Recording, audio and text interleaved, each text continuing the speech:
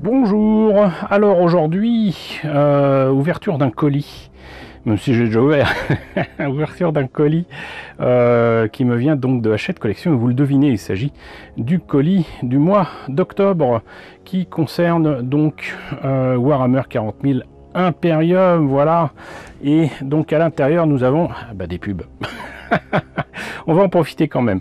Je vous rappelle que j'ai fait une présentation du numéro 1 de cette nouvelle collection d'Hachette Collection qui est le Char Tigre 2. Je me suis même permis d'acheter 4 numéros 1 afin d'avoir plusieurs fois le canon qui est en métal et ici, et qui me permettra d'améliorer, je l'espère, le Destroyed Monster de Macross. Voilà. Et donc ça, j'en ai parlé si vous voulez voir ce que ça donne. Ici, il y a eu la ressortie donc de Dragon Ball en grande version, grand format, et numéro 1 à 3,99 seulement, inclus un poster collector et des pages de quiz. Alors je sais plus du tout si j'avais eu le poster collector, mais une chose est sûre, c'est que ce numéro 1, je vous l'ai déjà présenté. Je vous l'ai déjà présenté il y a facilement 5 ou 6 ans. Donc si vous voulez voir ce que ça donne, là aussi vous avez le lien au-dessus de l'écran. Et ensuite, ça je tenais à vous le montrer parce que ça c'est quelque chose que je vous présenterai jamais, parce que outre que je m'intéresse pas à la 2 chevaux et je m'intéresse pas aux voitures en général, c'est que là pour une fois le numéro 1 n'est pas intéressant pour moi. Le capot et la grille à l'avant, là je peux rien en faire. Je n'ai pas la moindre idée de ce que je pourrais faire. S'il y aurait eu les phares, il y aurait eu des suspensions, il y aurait eu plein d'autres choses, mais là non, là je peux rien en faire de ça, donc voilà. Et ça, on va éviter de parler de la patte patrouille, ça fâche les parents. Mais donc voilà, là on rentre dans le cœur du sujet, à savoir donc les numéros de Warhammer 40 000 Imperium, avec, on va en parler tout à l'heure avec Seb, le numéro premium de l'Empire Tau. On va voir ça tout à l'heure, mais surtout du coup le numéro 48, le numéro 49, le numéro 50 et le numéro 51. Et je dois dire qu'on est quand même assez gâté avec ce colis, puisque on a non seulement le numéro 50 qui est un numéro qui a été très difficile à trouver pour ceux qui se fournissaient en kiosque ou en maison de la presse, avec carrément la cour royale, donc des Nécrons, mais en plus de ça on a quand même pas mal de figurines en plus pour les sœurs de bataille avec le numéro 49. Donc voilà, donc on a plein de choses à dire avec Seb sur tout ça. Donc ce que je vous propose, c'est qu'on l'appelle immédiatement. Allô Seb? Allô, ça va? Ça va, écoute, ce mois-ci encore, joie, bonheur, félicité. Grave. On a Un reçu jour de décalage. voilà, on a reçu nos cartons, et puis moi avec une certaine rapidité quand même, visiblement Hachette Collection a besoin de nos sous. Oui, je les comprends. Et voilà, alors que moi d'habitude j'avais toujours un retard d'au moins 10 ou 15 jours par rapport à l'envoi supposé. Là, impeccable. On a reçu nos cartons, et puis bon, c'est vrai qu'on l'a déjà dit dans de précédentes vidéos, mais sans être des privilégiés, on a choisi nous d'être abonnés premium. C'est ça. Et donc du coup, on a là un apport non négligeable à cette collection, qui est des grappes pour faire soi-disant l'Empire Tau. On verra que c'est pas forcément le cas. Mais en plus de ça, c'est un gros carton avec des trucs très sympathiques. Bon, le numéro 48, je pense qu'on peut le passer. C'est encore des ruines. Les mêmes, non. Voilà, toi, tu considères que c'est toujours les mêmes, mais même moi, je peux te dire que finalement, oui, tu as raison. Tu vois, j'avais pas tort. Voilà. Il y a une porte, elle est rouillée. Voilà, donc j'accède à ta revendication de dire que les ruines sont toujours les mêmes. Là, c'est effectivement le cas. Le numéro 49 avec l'Adepta Sororitas, donc le reste des figurines avec de beaux morceaux. Le numéro 50 qui est passé dans la légende, hein, avec la cour royale Necron. Hein, on pourrait croire que ils auraient pu faire ça en plusieurs morceaux, mais visiblement ils n'avaient pas le choix. C'est une grosse grappe avec de gros morceaux. Necron, je suis joie. Oui, bah, je t'avais dit hein, que tu allais kiffer ce numéro. C'est pour ça que je le recherchais activement. Par contre, le numéro 51, on peut dire qu'on s'en fout. C'est gris. Et c'est 2 pots de gris, et franchement, on s'y retrouve pas au niveau tarif. Mais déjà, comment on peut faire? Alors déjà, le numéro 48, on l'oublie, hein, je le présenterai un jour ou l'autre. Les 6 stars. On a peut-être encore des choses à dire sur les sorts de bataille, du coup, là, parce que là, oh oui, mais moi j'aurais tout autre à dire, t'inquiète. On a donc c'est la continuité de ce qu'on avait avant. Du gros morceau que tu m'avais cité dans la dernière vidéo déjà. Ah ouais, moi je t'avais dit à peu près la totalité de ce qui est prévu. Donc là, pour filmer, donc au niveau des figurines, on est plus basé sur les sœurs supérieures. Alors, en gros, les sœurs supérieures, c'est l'équivalent des sergents chez les Space Marines. Donc c'est les sœurs qui gèrent les escouades de sororitas. Donc très logiquement, comme on a plusieurs groupes de sœurs de bataille, ben, on a plusieurs sœurs supérieures. Donc on a la sœur supérieure Repentia, la sœur supérieure des sœurs de bataille, la sœur supérieure des Séraphines. C'est pour ça qu'elles sont équipées un peu différemment des autres, parce qu'elles montrent leur saphir. On a toujours une machine de repentance. Hein. Bah oui, enfin toujours, il n'y avait pas l'autre numéro. Mais... Non, il n'y avait pas l'autre numéro. Voilà, on a deux sœurs Repentia et un arco flagellant. Enfin, au féminin, parce que vu les formes, c'est une arco flagellante. Je pense que tu veux qu'on parle un peu plus de la cour de la cour Necron. Oh oui, oui. Oh oui. Donc, qu'avons-nous dans cette fameuse cour royale Necron? C'est clairement la cour royale. Hein. Ça rassemble des éléments des troupes de commandement, si tu veux, et de manière assez représentative de comment c'est vu dans les diverses armées. Donc forcément, vu que c'est de la dynastie chez les Necrons, c'est donc une cour royale avec les prétendants et tout ça. Derrière, soit le pharaon, si on va au plus haut de la dynastie, soit un des tétrarques. C'est dur à prononcer, mine de rien. Et donc, là-dedans, qu'est-ce que nous avons? Eh ben, là-dedans, nous avons donc un seigneur Skortek. Alors, tu te rappelles, au tout début de la collection, on avait eu 3 destroyers Skortek. Oui. Et ben, il y a quand même besoin d'avoir quelqu'un un peu pour les diriger. Enfin, autant se faire se peut. Et donc on a un seigneur Necron qui a lui aussi été corrompu. Et c'est pour ça que tu le vois avec des griffes qui te rappellent une certaine unité que tu aimes beaucoup, hein, les sorts. Mais aussi, je crois qu'ils appellent ça trancheur de phase. Ouais, les espèces de lames d'énergie. Voilà, les gros hachoirs pour la viande. Hein, mais la description est assez floue hein, pour les armes. Et évidemment, une arme lourde que tu as vue chez les guerriers Necrons et les immortels. Donc tout ça, tu vois, c'est la mutation d'un seigneur devenu fou qui veut massacrer du vivant. Et il a surtout 3 pattes, quoi, en fait. Bah oui, comme les autres Skortek, hein, c'est pas pour rien qu'il y ait un seigneur Skortek. Hein. On voit la filiation. Donc à côté de ça, on a encore une fois un Cryptek. Là, lui, c'est carrément, il utilise les énergies plasmiques pour combattre. Donc, ça doit être un gros bourrin hein, de base. On a les 2 petites créatures que tu vois à côté. C'est CCR en fait, qu'ils appellent des cryptocères, hein, les Cryptek. C'est un peu ses créations à lui, c'est CCR, tu vois. Les mecs sont là pour un peu le protéger au corps à corps pendant que certainement il est en train de prendre les énergies plasmiques pour les envoyer dans la tronche des adversaires. Et la plus grosse pièce hein, du lot, c'est le réanimateur Canoptek. Alors qu'est-ce que c'est? Comme le nom le laisse entendre, il sert à réanimer les unités Necron. Donc en fait, il booste carrément la capacité. Donc imagine si tu rajoutes par exemple, Seigneur Necron qui est avec sa boule de résurrection là. Ouais. Tu boostes encore plus la capacité de faire revenir les Necrons d'entre les morts.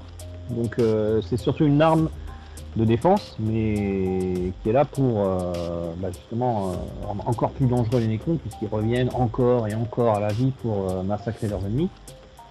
Et le machin, t'imagines bien que vu la taille du bousin, il sait se défendre tout seul. Donc il a aussi une arme de tir.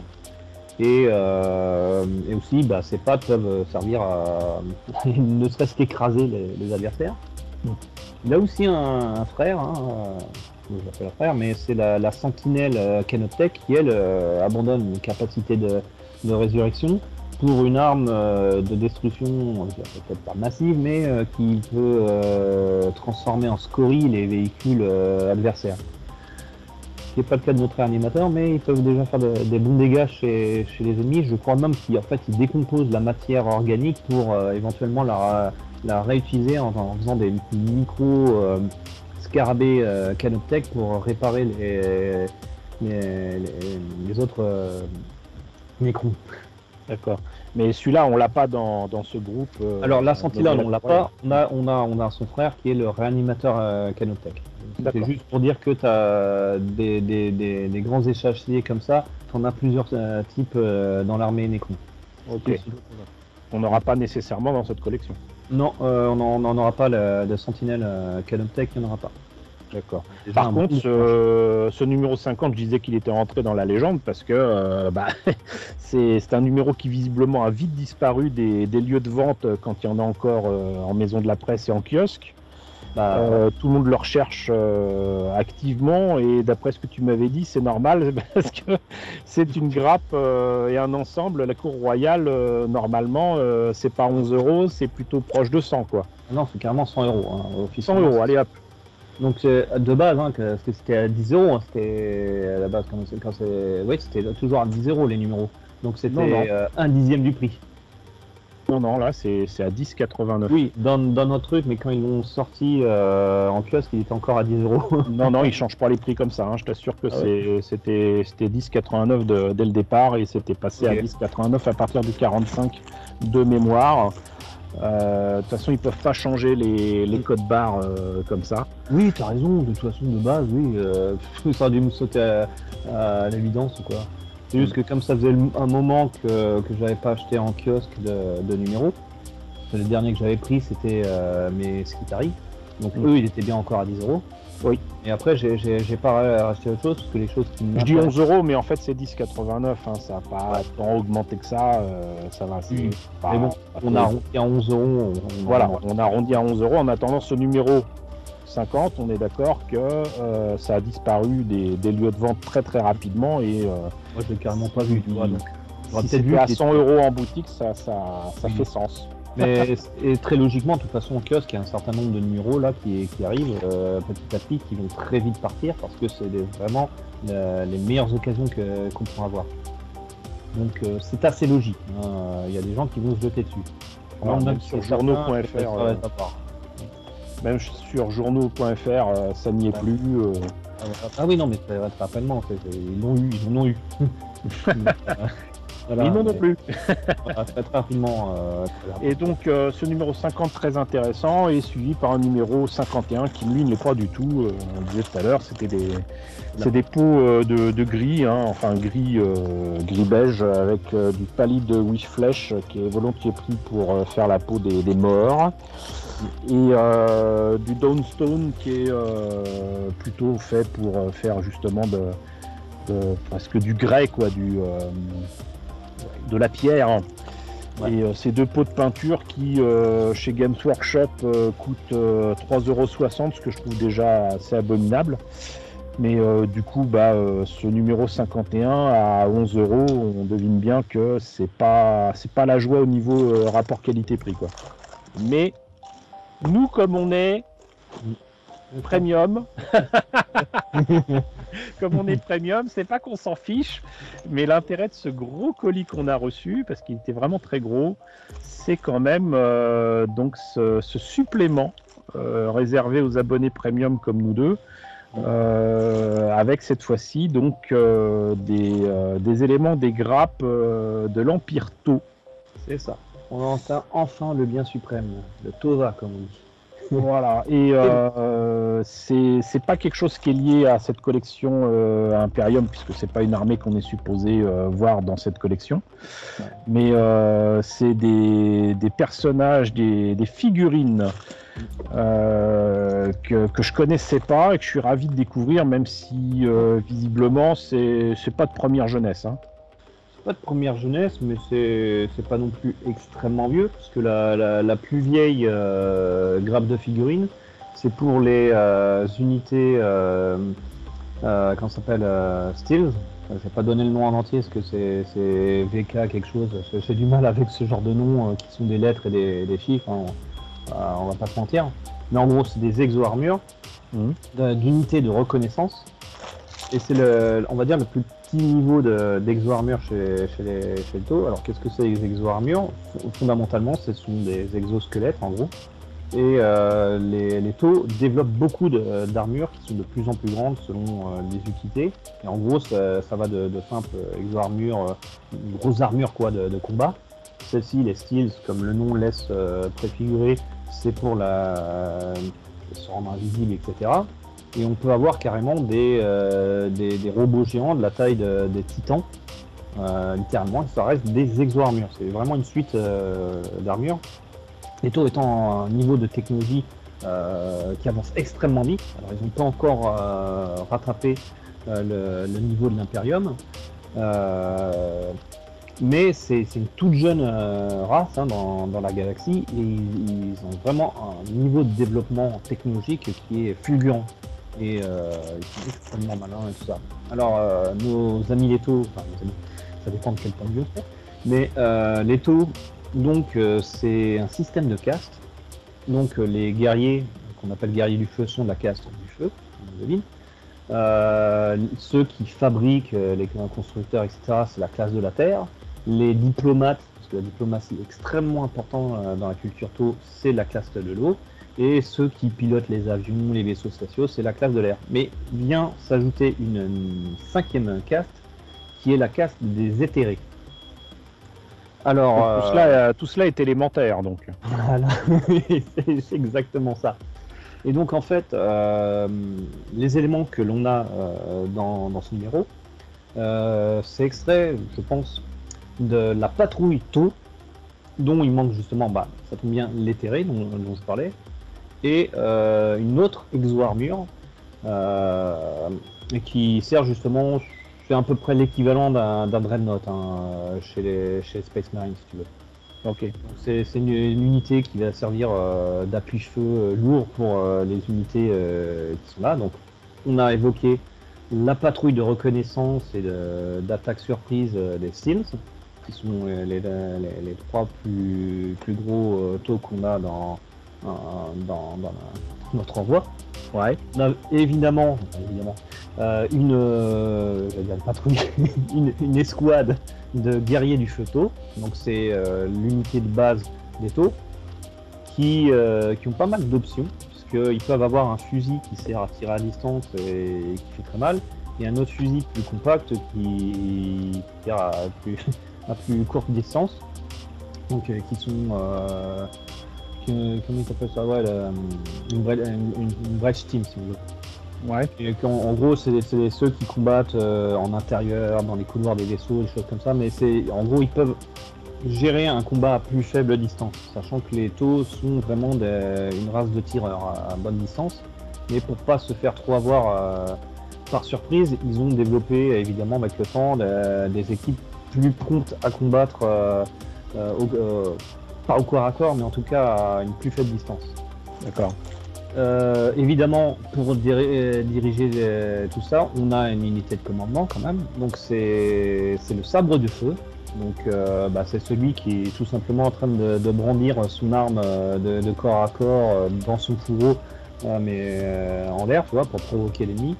qui est représenté dans les expressions qu'on a sans sous-casque. Tu vois, la petite peau bleue, tout ça. C'est normal, hein, il n'est pas en train de d'étouffer, c'est juste sa couleur de peau normale. Donc, on a notre petite équipe de taux. Ah oui, j'ai oublié une chose importante quand même. Ah bah alors, chez les taux, c'est aussi important que les exo-armures, c'est les drones. Et à peu près tout notre petit monde a des drones. Parce que l'exo-armure Goskill, c'est vraiment difficile à prononcer. Arrêtez avec les noms difficiles, s'il vous plaît. Donc l'exo-armure Goskill a 2 drones avec lui. Les exo-armures Stairs ont aussi un drone avec eux. Les guerriers du feu ont 2 armures et même une petite tourelle qui se met au sol et qui permet de faire un appui-feu. Et en fait, les tourelles sont des éléments qu'on voit constamment dans la culture tau, qui elles aident à diverses tâches les taux dans ce qu'ils ont à faire. Et pour le combat, elles peuvent servir de viseur, elles peuvent faire des boucliers de protection, elles peuvent être divers types d'appui-feu, que ce soit tirer des missiles, porter un fusil de haute précision ou mitrailler l'ennemi. Il y a plusieurs possibilités. Même les véhicules peuvent avoir justement des drones qui sont incorporés et qui peuvent redevenir indépendants pour, par exemple, protéger les flancs ou l'arrière d'un véhicule d'une attaque adverse. Et contrairement à l'Imperium qui déteste tout ce qui est intelligence artificielle, les taux ont un grand respect pour leurs drones et ils ne les enverraient pas au casse-pipe pour rien. Ils essaient de protéger aussi leur propre technologie. Ça fait partie d'un tout. Et c'est vraiment dans l'état d'esprit, le Tova, c'est vraiment le tout, le bien suprême, c'est élever les populations. C'est ce qui fait aussi dans la culture tau qui, au possible, en fait, quand ils prennent contact avec de nouvelles civilisations, ils essaient d'abord de parlementer. C'est les seuls dans la galaxie qui font ça. Et donc, ils ont réussi à amener d'autres populations à les rejoindre, notamment les mercenaires croûtes, qui leur servent pas mal au corps à corps. Donc, c'est des unités qui ressemblent pas du tout aux taux, qui ont l'air d'être une sorte d'oiseaux sans plumes et bipèdes. Ils ont aussi les Vespides, donc c'est des sortes de bourdons qui peuvent utiliser des flingues. Donc tu imagines des trucs un peu insectoïdes avec 4 ailes et qui sont des unités volantes, si tu veux, basiques chez les taux. Et généralement, il y a même des humains en fait qui rejoignent les taux, parce que la vie dans l'Imperium c'est pas terrible, donc ce qui est proposé par les taux c'est plus sympa. Ce qui fait qu'il y a des détachements de guerriers du feu qui sont en fait des humains. Et par contre, quand tu veux pas rejoindre leur idéologie du bien suprême, là ils rentrent en guerre avec toi parce que en fait c'est un peu obligatoire de rejoindre le bien suprême puisque c'est le bien suprême. C'est mieux que l'idéologie d'en face. Donc ça reste un empire expansionniste. Et ils ont justement des zones d'expansion. C'est des périodes où ils vont rentrer en guerre face à d'autres peuples pour agrandir leur territoire parce que ils ont eu plein d'enfants, il faut bien les mettre quelque part. Donc le territoire des voisins, il est pas mal finalement. Donc voilà, c'est ce que je peux dire pour l'instant de nos petits xénos à la en tout cas, c'est un supplément que je trouve vraiment très, très intéressant. Pas forcément très intéressant financièrement parlant, hein, parce que mine de rien, cet abonnement premium, on le paye. Hein. Mais moi, je suis content. Je suis content parce que ça me permet de découvrir ces nouvelles figurines. Bon, je suis juste un petit peu déçu parce que d'après ce que je vois, il y a quoi? Peut-être 2 drones, pas plus? Ah non, il y en a plus que ça. Hein. Il y en a plus que ça. Je vois que 2 petits trucs transparents, donc je vois peut-être pas les autres. Ah, si, j'en vois d'autres. Parce qu'on en a au moins 3 drones. Parce qu'il y a les deux qui accompagnent les guerriers du feu, plus le drone pour les guerriers Seals. Et on a même une petite tourelle qui, elle, vole pas, hein, parce que c'est une tourelle, qui se met dans le sol. Et voilà. Et puis moi qui suis très kit bash, mine de rien, je dirais que ce sont quand même plein d'éléments. Oui, il y a pas mal de têtes différentes, comme voilà. 2 types d'armements pour les guerriers du feu. C'est une belle grappe qu'ils ont fait en 2007, si je dis pas de bêtises. Je pensais qu'il y avait juste une grappe d'amélioration pour les nouvelles armes et tout, et quelques possibilités supplémentaires de drones par rapport à ce qu'il y avait au tout début. Mais en fait non, ils ont carrément refait, il y a des nouvelles têtes et tout. C'est pas le vieux kit que j'avais vu qui était pas loin hein, niveau design, mais en fait, juste ils ont bien fait le truc parce que j'ai vu que du feu en réalité. C'est moi qui n'avais pas C'est toi qui as vu que du feu, du coup. Donc. mis en plus les gars du feu. Le jeu de mots involontaire.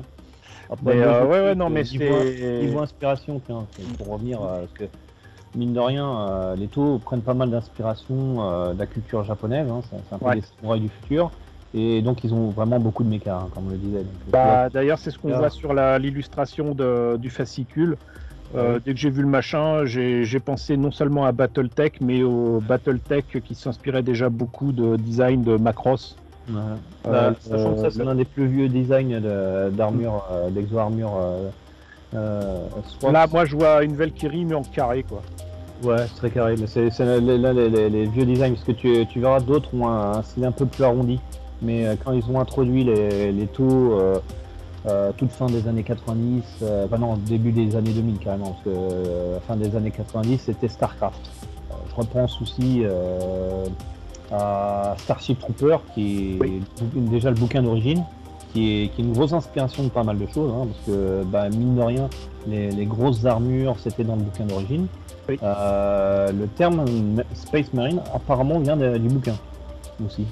Donc, je ne sais plus parce que moi je l'ai lu qu'en français, donc déjà c'était même pas Starship Troopers en français, mais Étoile Garde à vous. Ouais, c'est ça, Étoile Garde à vous. De Robert A. Heinlein. Donc je peux pas te dire exactement ce qu'il en était. Je pense pas que le terme Space Marine était utilisé, mais qu'importe le fait que Marine était bien utilisé puisque Marine, oui, ça oui. Parce que c'est avoué, par exemple. Les Marines qu'on voit dans Aliens, justement, sont inspirés du bouquin. Oui, il y a des reprises c'est une logique. Et l'un des créateurs, justement, chez Game Workshop, qui a pas mal insisté pour faire 40K, justement, avec sa base Rock Trader, une histoire, mais c'est l'une de ses grosses inspirations, le bouquin. Donc, bien avant le film, Starship Trooper, qui lui inspirait le design qu'on connaît actuellement des Cadians. C'est vraiment post Starship Trooper le film. Hein. Ils ont vraiment, il y a une refonte des trucs, ça se sent. Donc, puis en plus, ils combattent des créatures qui ont en grande partie inspiré les tyrannides, donc tout se regroupe. Hein. Ouais, sachant que tu disais que les taux, donc il y a une inspiration quand même très clairement japonaise. Les Japonais ont été très très marqués par Starship Troopers. Puisque ce sont les premiers à avoir fait une adaptation à l'écran, mais en dessin animé. Ouais. Donc voilà. Donc tout ça se rejoint, tout à fait. Ça, la pop culture. Eh ben écoute, c'est un excellent moyen de terminer sur une note très très positive hein, par rapport à nos nouveaux amis de l'Empire Tau. Donc écoute, c'est super. Merci pour toutes ces précisions, Seb. Hein. Toujours avec plaisir. On te remerciera jamais assez. Et écoute, rendez-vous au mois prochain alors. Oui, avec impatience. Ou de patience. Hein. Merci bien. À plus. Allez, ciao. Alors, encore merci à Seb pour toutes ces précieuses informations. On en sait maintenant beaucoup plus, notamment sur l'Empire Tau. Ce que je vous propose, donc, fort logiquement, c'est de voir un petit peu ce que donnent les fameuses pièces en question dont on vous a abattu les oreilles et de voir un petit peu ce qu'il y a dans ce fascicule de numéro premium. Alors, vous l'aviez vu, hein, c'était quand même un gros morceau. Et il y a pas mal de choses justement sur ces grappes. On a quand même 1, 2, 3, 4, 5, là déjà ça fait 10, 11 petits socles, 3 socles transparents, j'imagine que c'est pour les drones, un gros socle et 2 socles moyens. Ça nous fait quand même plus d'une quinzaine de figurines, hein, comme il dit souvent donc dans ces numéros. Là, j'imagine quand même que c'est pour les fameux drones. Hein, mais il y a des armes quand même très clairement pour des figurines à pied. Donc admirez quand même les détails. C'est beau, il y a même des détails à l'intérieur là, j'avais pas vu. Hop, monsieur Focus. Voilà, là il y a de quoi faire. Hein. Franchement, il y a de quoi faire. Ici, j'imagine que c'est pour la figurine spéciale avec le gros socle, qui date de 2012, mais il a déjà son socle, donc voilà. Donc hop, là on a donc les figurines, je crois que on avait dit que c'était des figurines en armure, et là il y a encore donc un drone, ce qui nous en fait bel et bien 3. Et on voit que nos amis taux ont quand même des pieds fourchus, si on dit comme ça. Et c'est très beau. C'est très très beau. Et enfin, donc, cette énorme grappe. Il doit y avoir des combinaisons de fous pour faire les soldats taux. C'est magnifique. Et justement, bah, moi j'aimerais bien voir ce qu'ils nous proposent de faire comme combinaison dans le fascicule. Alors, ce fascicule que vous n'aurez pas en kiosque, hein, soyons clairs, ça c'était réservé aux abonnés premium. Qu'est-ce qu'ils nous mettent? Avec leurs armures élégantes, effectivement, leurs armes futuristes, oui, et leurs drones meurtriers, oui. Les guerriers de l'Empire Tau œuvrent à étendre leur domaine stellaire. Ce numéro premium d'Imperium s'accompagne des 3 unités Tau à assembler et à peindre afin de les envoyer combattre dans une nouvelle mission. La caste du feu. Il me semble que j'ai un jeu PlayStation, peut-être même un jeu PlayStation 2 sur la caste du feu de Tau. Bon, je vais remettre la main dessus. Rituel du lien, Viorla. Sabre de feu, guerrier de feu aguerri. C'est la figurine qu'on a du coup. Je la trouve pas très belle là, je vous avoue. Donc ça c'est sa fiche, donc logiquement c'est la figurine qu'on a vue. Équipe d'attaque de guerriers de feu, ligne de feu, Tau, on le saura. Fusée à impulsion, drone bouclier, tourelle d'appui. D'accord, donc ça c'était une tourelle d'appui. On dirait un droïde de Star Wars. Ok, ok. Ça c'est les fiches de ces personnages-là. Exo-armure, voilà c'était ça. Les exo-armures, XV25 Stealth. Pour furtive. Infiltration lourdement armée. Balise d'opposition, éclateur à fusion, canon à induction. D'accord, ça c'est sympa. Ça c'est pas mal.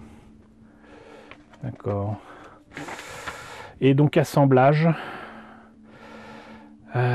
du sabre de feu. Donc la première figurine, la grosse figurine. Ensuite les exo-armures. Hein. Elles sont 3, donc voilà. Donc ça explique pourquoi il y a peut-être un gros socle et 2 socles moyens. Ça doit être pour ça, puisque l'autre a son propre socle. Ouais, socle de 32 mm et socle de 25 mm. J'ai mes réponses là. Ok, ça a l'air sympa. Un sablage du drone bouclier, du drone de marquage. Ok.